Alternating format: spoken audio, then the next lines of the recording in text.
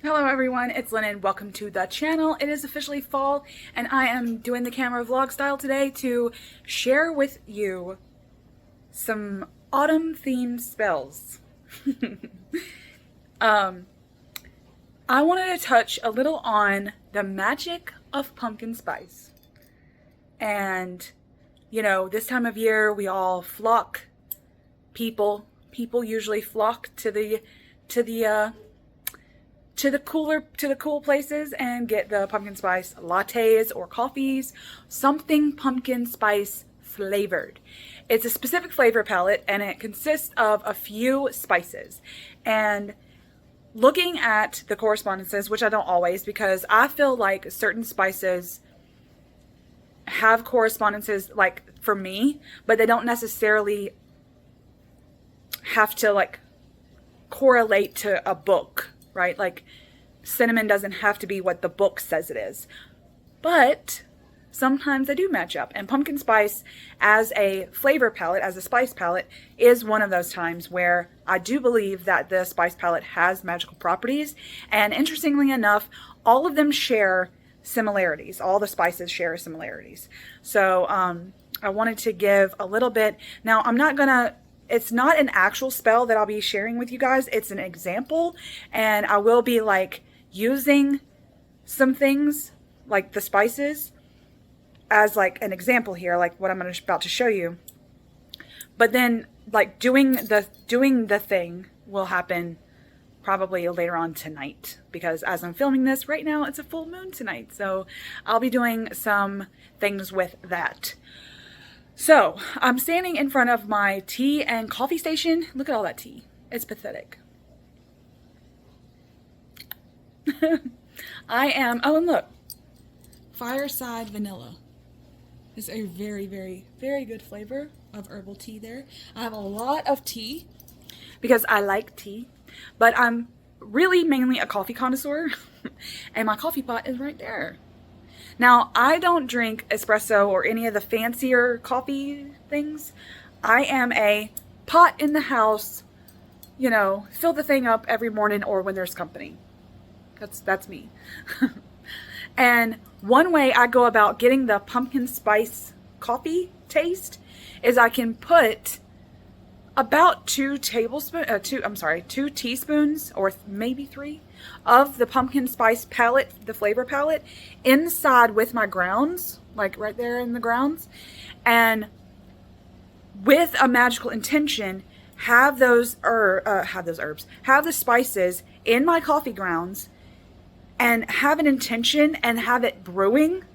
And then once the coffee is done brewing, I can drink a cup filled with that intention, and either that can energize me for like an actual working, or that can be my working. And it can be as simple as that, as just making coffee and then visualizing the brewing process of the coffee being like it churning what I want to happen into like, it's like brewing in manifestation style. So as long as I can sit here and like listen to it brew, actively listen to it brew, you know, be present in the coffee making moment, okay, then that can be a working all on its own, and it can be as simple as that. But you can do so many other things with the spice palette of pumpkin spice. I don't know why I keep going like this, like I'm tilting y'all down. And I've gotten them out, and I'm going to show you what I like to do. Okay, so the pumpkin spice spices, the spice palette is clove, cinnamon, which I have a stick here, but also some ground, allspice, ginger, and nutmeg. And each one of them have magical properties. Interestingly enough, all of these spices are the element fire, okay? And they each mean something like in terms of what they can do. I like to think of what fire can accomplish in terms of manifestation and what the element itself means. So I'm thinking passion, I'm thinking warmth, I'm thinking vitality, I'm thinking of life force. I'm kind of thinking too about, because I think some of these are Jupiter the planet, there's Mars, Jupiter, and cinnamon is the sun.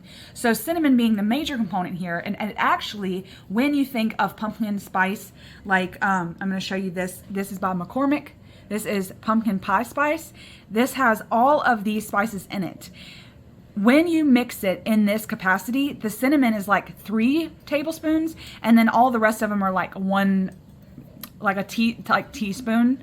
So variations of teaspoon. So there's a lot more cinnamon in this than there are the others. So I kind of think of it that way too. Like cinnamon's the big dog, right? So it's going to give you the most oomph.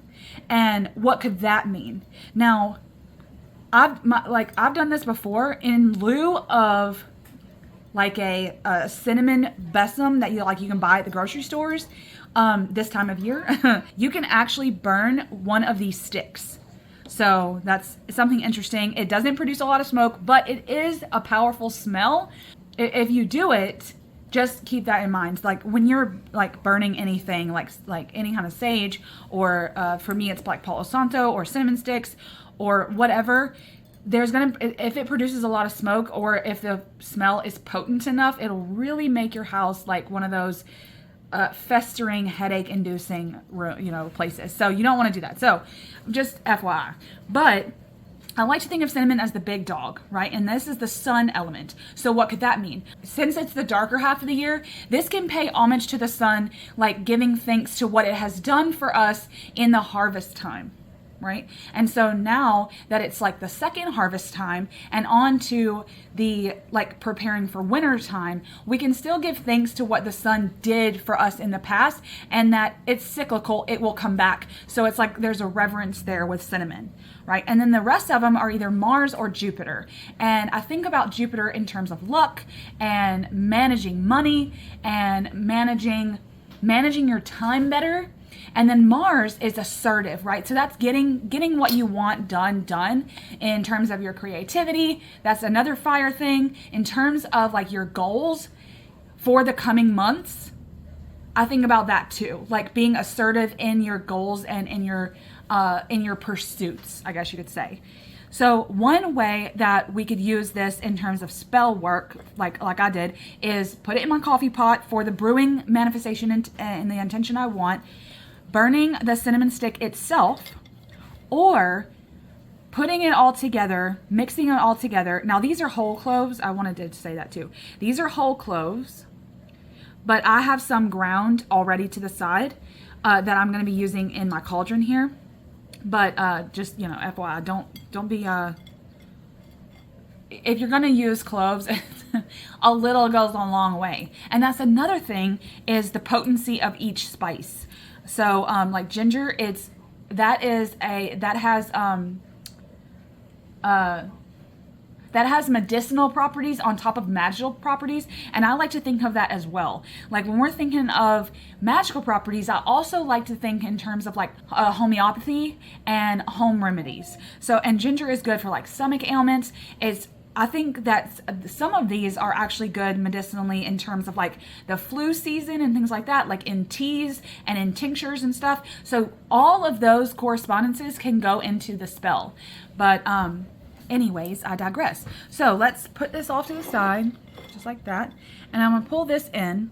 Now I'm gonna use a charcoal disc. Very simple. You can burn all of these spices, okay? Which is interesting. I'm going to use one of my witches matches. I love these long matches. That makes me feel so witchy. Okay. I'm going to take my beautiful tongs here. I don't have any fancy witchy tongs, but we're going to go with it. Hold it really. Try to get it to spark. Oh, my dishwasher is insanely loud because it's from the 70s. Okay, there we go. See, it's sparking on the... See, it's sparking. That's how you know it's going to work. And then we can set it down in the bottom. Now, this is not a real cauldron. It is a marble mortar. I inherited this from an aunt of mine, and it is beautiful. And it doesn't get hot. It stays really cool to the touch on the outside. So I've just been using this as my cauldron forever. Like, I don't feel the need. I would love a cauldron, okay? Like, let's be real. But this serves my purpose. So, and we will wait until this is a little bit whitened, just like charcoal you would grill with. And as always, if you're doing this, practice fire safety. I know you witches know what I'm saying. Okay, now that it's a little bit, you know, I'm gonna go a little bit quicker with this.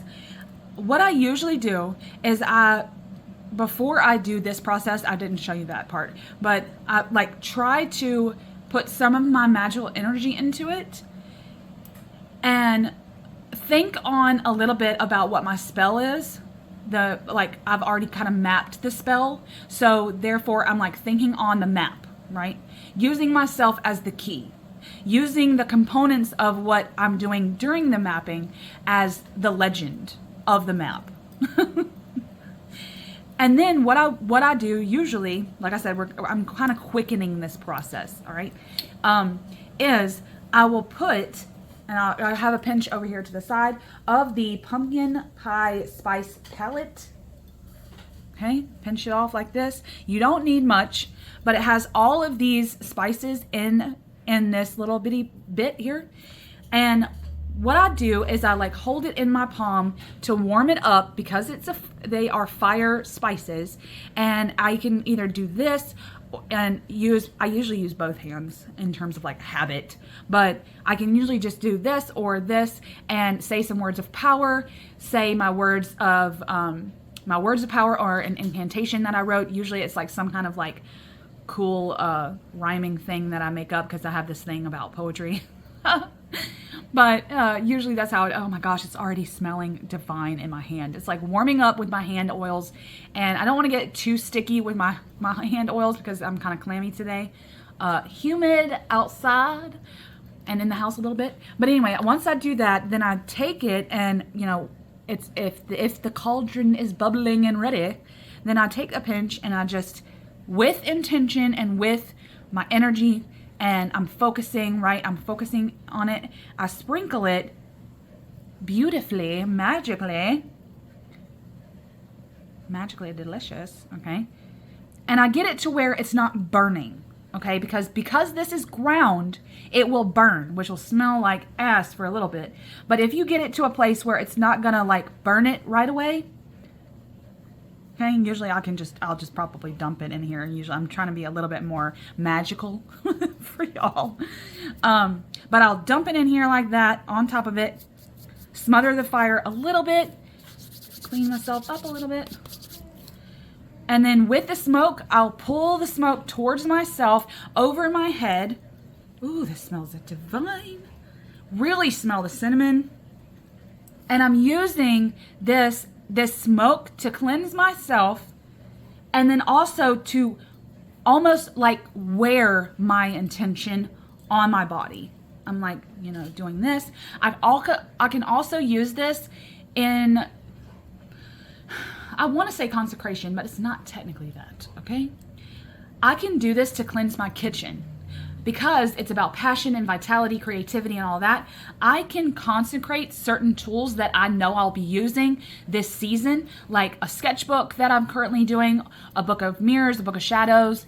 Like, especially if you go through multiples, I tend to consecrate this for the autumn season with this smoke, right? Certain tools, say you get out, like you have like fall decor that you have in the kitchen, like specific whisks or, you know, things like that. I can hold this because it doesn't get hot. I can hold it and run it around the kitchen as a way to add warmth to the meals that I'll be cooking, as a way to, I guess, put some abundance in the kitchen. Oh my gosh, it smells so good. Now there is a slight burnt, but it's like a char. It's like a charred smell. It smells so good. I love it. Let me get a little bit more over here.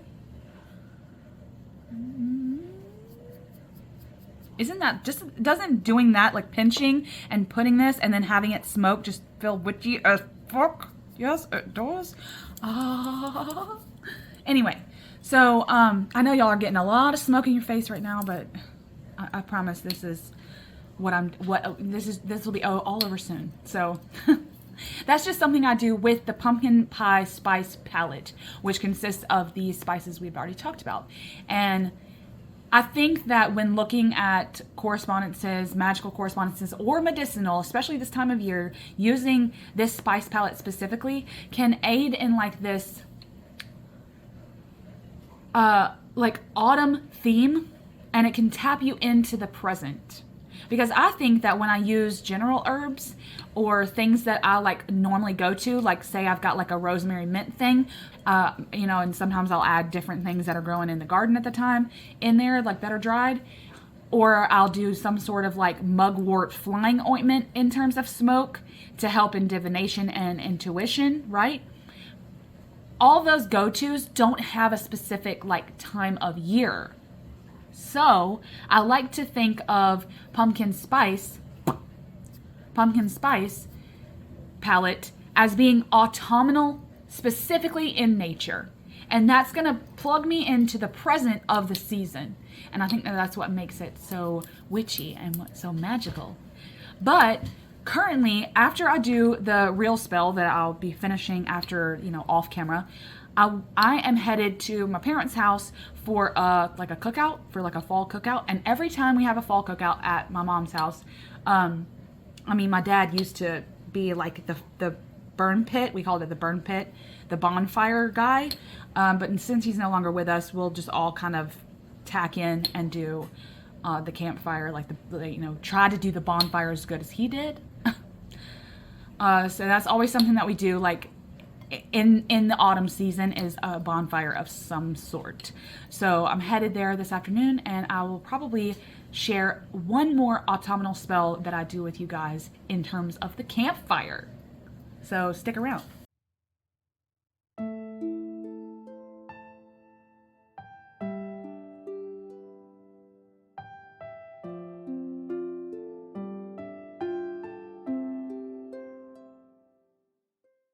Okay, so I wanted to go over a little bit on the ritual fire. The burn pit, or what my family calls the burn pit at my mom's house, has always been there. We've had a burn pit in every house, and there is something inherently witchy about the burn pit for me, and having a fire like when we're like camping and stuff. And that's just always been a family thing. But I like it in terms of the witchy ritual vibes that it gives me. I love this whole like kumbaya element to having an outdoor fire. It's already circular in nature. You can get around it. You can talk. You can, discuss things. Have hot drinks. You can poke the fire. You can roast marshmallows. There's so many things that you can do communally, like with other people. And I find that witchy. I do. It's like a ritual. It's like a communal ritual.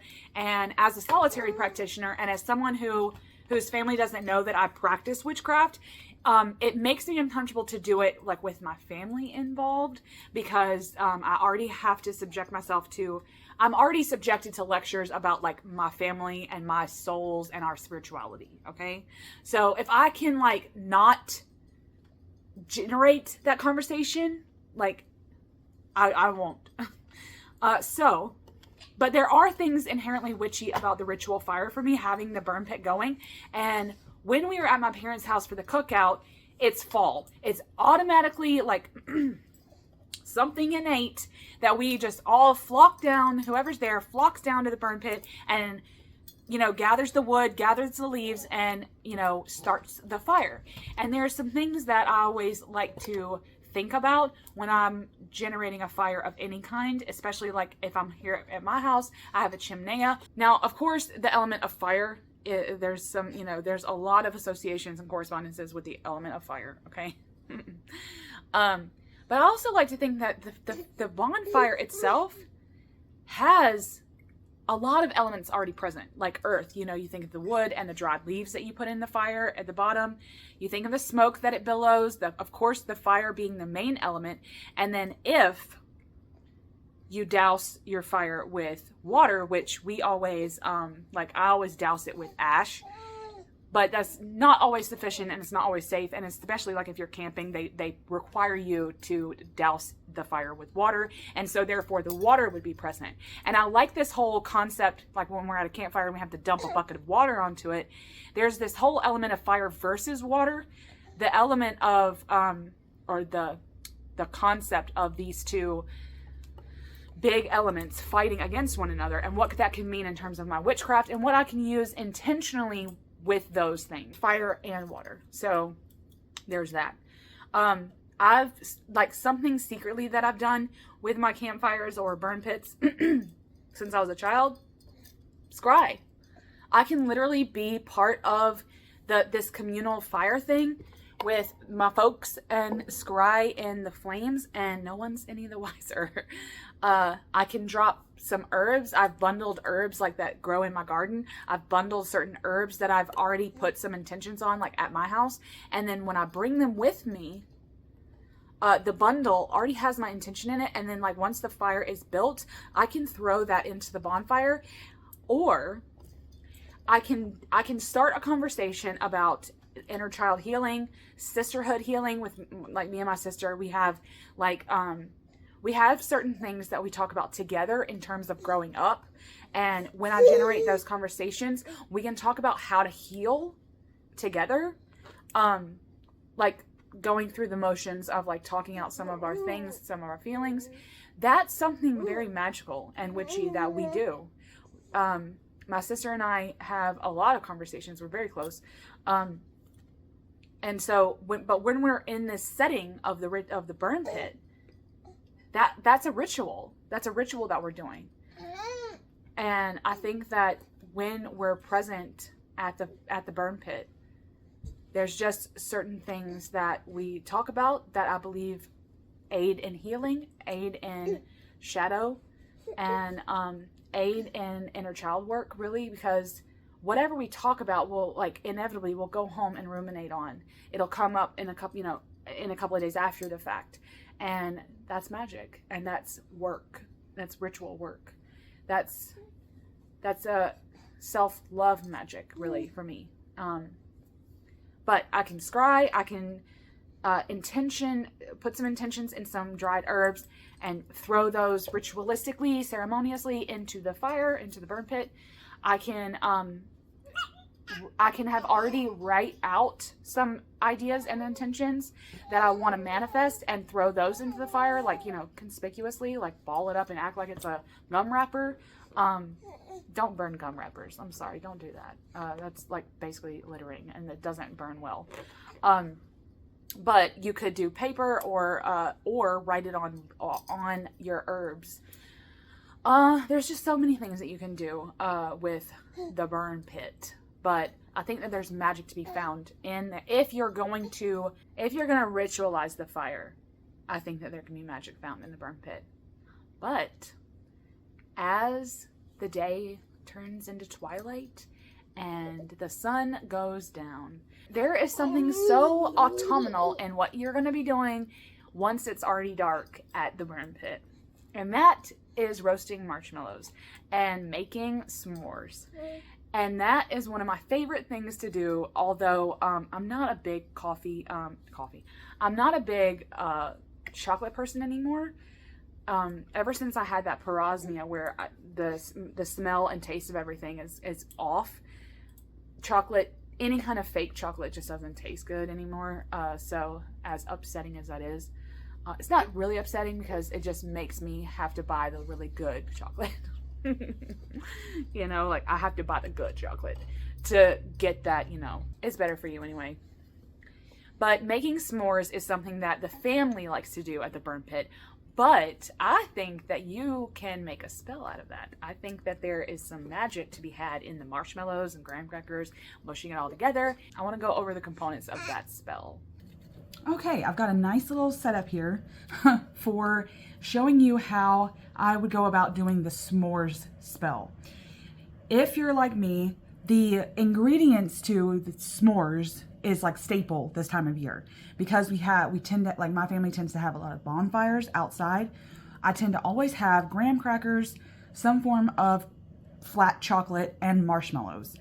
And whether or not we choose to like go all the way to s'mores or just roast marshmallows, they just seem to stay staples in the kitchen.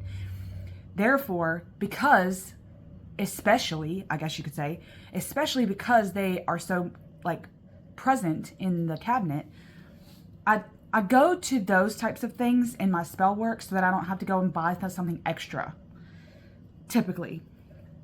So, now I got this beautiful like bramble wreath out. This is from, I have a blackberry bush and it goes crazy and viney.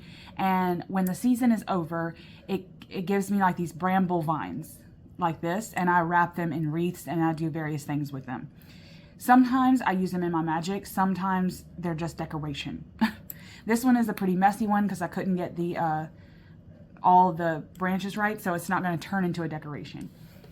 And I'm using it to represent the fire pit because, as I said, this is the mini version of like real s'mores out in the bonfire. You can do this out in the bonfire too if you wanted to. So this is representing this. But also, because I'm actually going to do this spell, this is what I would use as like the circle or as like a way to say, okay, inside this, my spell is happening. No one touch it. Nothing goes in. Blah, blah, blah, blah, blah. Now, in terms of candle, I usually always use tea lights or birthday candles. So, you know, there's that in terms of like the fire element, if it's present. And I kind of wanted to go over how I see each ingredient. The graham cracker, okay, isn't going to get passed through the fire. So what I would like to do, you can charge or put your magical intention into all these ingredients energetically, like before you even leave the house, like before you go outside, like whatever the case is, you can put your intention like and energy into each ingredient yourself. And then once you make s'mores, it's already like in rotation and happening. But because the chocolate technically and the marshmallows are getting passed through the fire of the bonfire, the chocolate's getting melted. So it's not necessarily gonna get passed through, but it gets melted with the heat of the marshmallow. So both technically touch the fire element. But the graham cracker has another vocation. It locks in the spell, and because it sandwiches the chocolate and the s'more, the chocolate and the marshmallow, it sandwiches those two together. So for me, they're like the bread of the spell. So what that may look like is one's the past and one's the future, and you're trying to manipulate something with the chocolate and the marshmallow, and you sandwich those two together as a way to make it so. We could say it like that. We could also even go, because there's 3 ingredients here, we could use the power of 3. Mind, body, heart, mind, body, spirit, whatever, okay? To me, chocolate is heart. Because it's a heart opener, because it's a heart opener, to me, that's heart. So I'm kind of thinking of these 3 ingredients as mind, body, and heart instead of mind, body, soul, but you could say soul. Let me show you. I've got a mini chocolate here. I'm not gonna, because I can't show the brand, so I've already opened it, but it's just like a chocolate miniature. And then I've got some mini marshmallows here. So I'm sorry I didn't put those in frame because I guess I was talking about a graham cracker first. But basically, when I use the power of 3 here, past, present, future, like whatever, like the future, you could say that the future is blanketing or sandwiching these 2 ingredients, right? As a way to, like, one of them can represent the past, one of them can represent the future, and one can represent the present. And then, like, whatever the intentions with those things are. But, whatever. So, going back to what I was going to originally use the spell for, mind, body, and heart. It's funny because graham crackers were, I think they were made in a religious sense. Not to go all the way to like the body of Christ, like the Eucharist, but as a way, I think it was like a way to help with Lent so that you'd have something good instead of just, you know, bread and water and lemon. But it doesn't matter. So, oh, there goes my air conditioning. But I had dubbed the graham cracker the body, wraps around the spell. And I can decide through writing my spell and mapping it out whether that represents something else besides that, like past, present, or future, the body, like my body, and what the body means. Like, is that's abundance, that's prosperity, right? When I think about my body, I think about like the pentacle suit in tarot. You could think of money. It actually, to be honest, I think that as it is like this, kind of looks like a sheet of money. So we could do that. We could put it as that, as the body. The heart is the chocolate. It's a heart opener. That's, again, abundance. It's rich and decadent. To me, that's about like self-love, right? Self-indulgence. And then the mind is the marshmallow because it's malleable. It's open to changing. So this, to me, would be opening to the changing of a season. It can be as simple as that. I'm open to the change that is going to happen this season. Now, how I might conduct this spell, okay, because again, this is an example. I'm going to get messy here. Because this is a mini spell, I would break this into, like, you know, regular s'more style. Already have the ingredients present inside the circle. I could do whatever I'm going to do in preparation for the spell. Charge this with my energy, say some words. I could even use this paper to write the spell out if I have to. Like if that's your normal and you have to, like, oh, I'm, you know, feeling kind of icky because I didn't write anything down. You could write it on the paper of the chocolate. If you're outside, you could have already written this down. You could take the chocolate and write on the graham cracker if you wanted to. You could put a sigil here, right? And if you already had done that, then like I said, once it hits the fire, it's already manifesting what you want. So, do what you got to do in preparation of the spell. Then, once the spell is started, light the candle. Okay.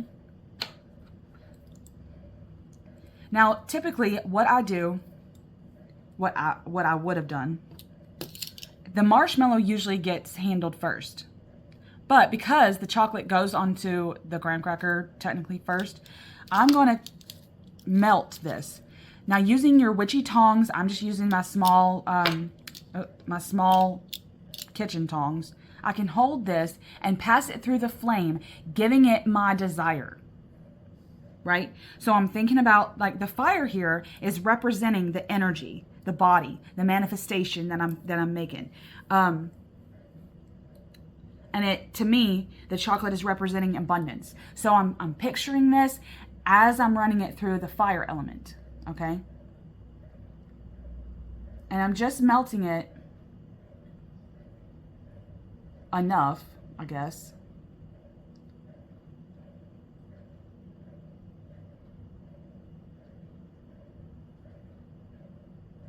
And I might skip to where it's melted enough for me. Because I don't want it, especially if I'm doing it like this, I don't want it melt enough to where it's going to fall out of these tongs. But just enough to where it'll be edible. Squishy and edible. See, it's getting a little squishy now. Smells so good. So there, it's gotten a little squishy, and I'm going to place it there carefully. Now I'm going to take a toothpick and put my tongs down. And I'll probably do 2 at a time. It doesn't really matter, because technically this is just an example, okay? As close as I can. I may hold this with my tongs and roast the marshmallows. As I'm roasting, I'm doing the same thing.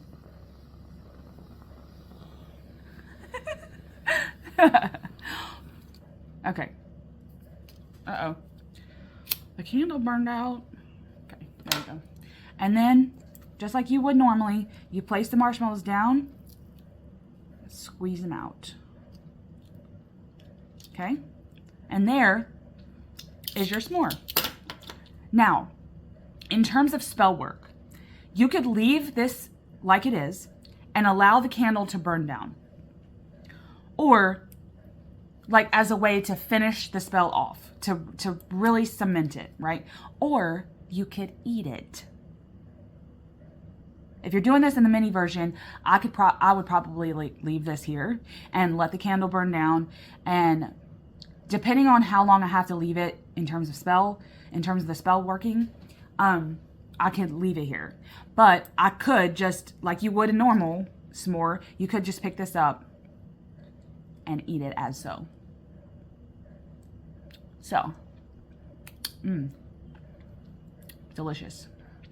There was there was my s'more spell. Another staple that I have this time of year, usually like in a candy dish somewhere for the kitties, is candy corn. These little pebbles of sugar. I kind of like to get these out and use them as game pieces, like if we're playing tic-tac-toe or if we're playing Mandala, that game with the pebbles in it. I have a board of that.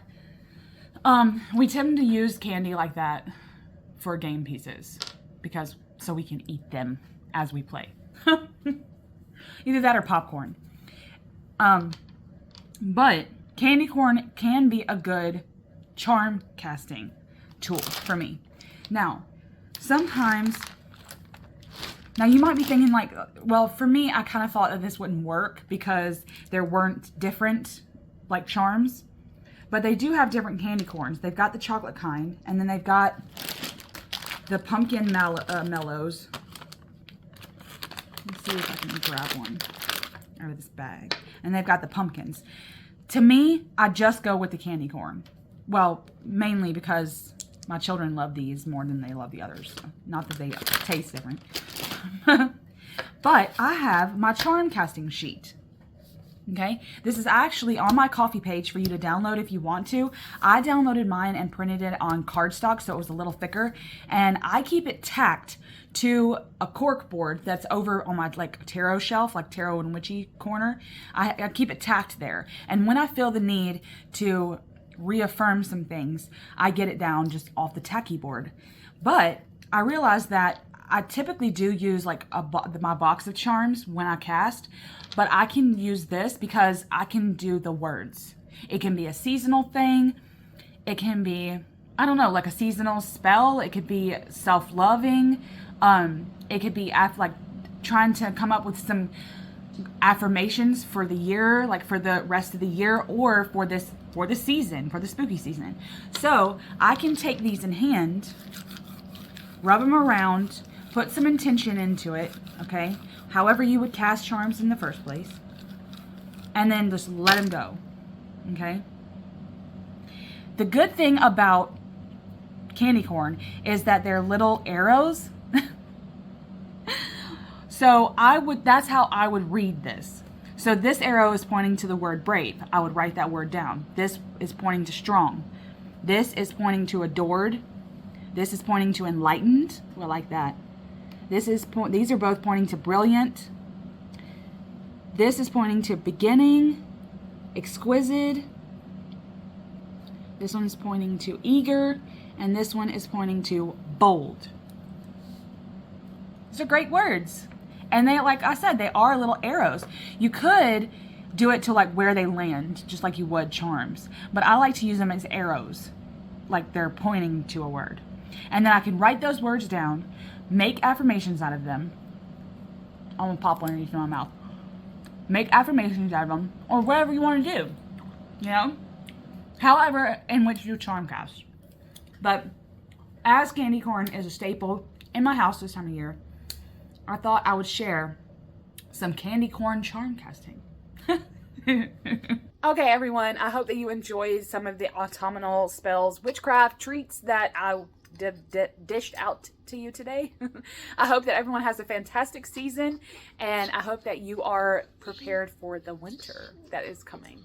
Happy Samhain, to those that are going to celebrate it in a little while, and happy Beltane to my Southern Hemi peeps. Much love.